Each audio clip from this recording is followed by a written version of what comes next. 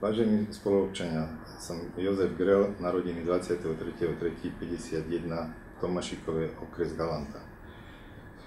Svoje štúdia som ukončil na strednej škole v Galante, neskôr som študoval lekárskú fakultu Jána Evangelistu Purkyňu v Brne, ktorú som ukončil v roku 76.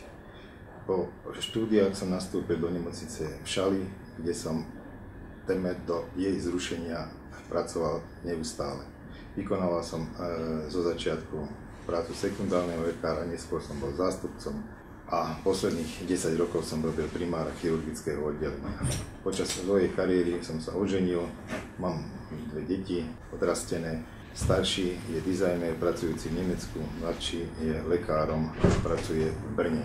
Svoju politickú kariéru som začal ako študent, neskôr ako lekár pracujúci v Šali. Bol som organizovaný v SDL, neskôr som prešiel po fúzii so Smerom do Smeru. Tu pracujem doposiaľ.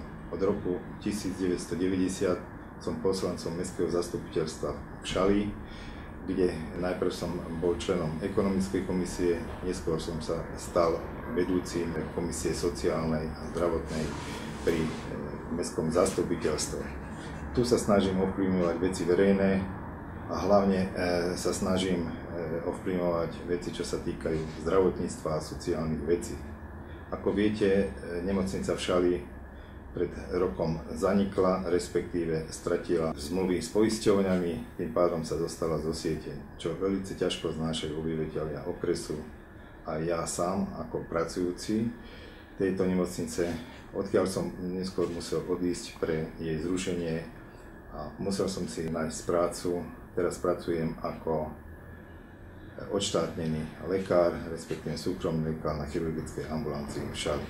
Pracujem okrem toho aj v iných spoločenských organizáciách. Aktívne som sa zapájal do činnosti futbalového oddielu, neskôr hádzanárskeho oddielu, ktorým v súčasnosti pracujem ako lekár ženského družstva.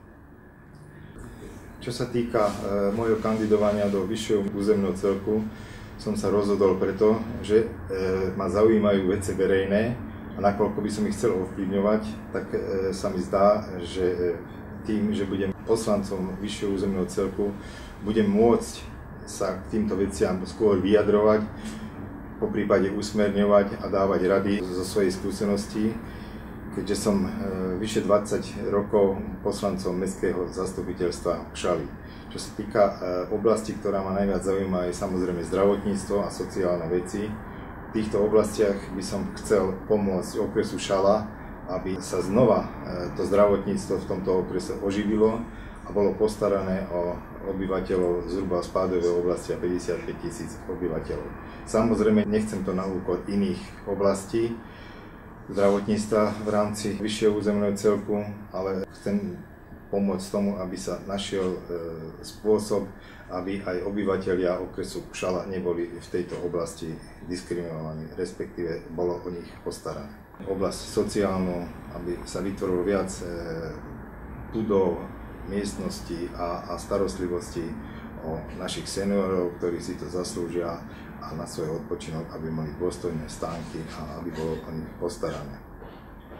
Pevne verím, že pokiaľ ma zvolíte do vyššieho územného celku, nesklamiem vás a vynasnažím sa v plnej sile a miere pracovať pre obyvateľov Vúcky, ale aj okresu Šala.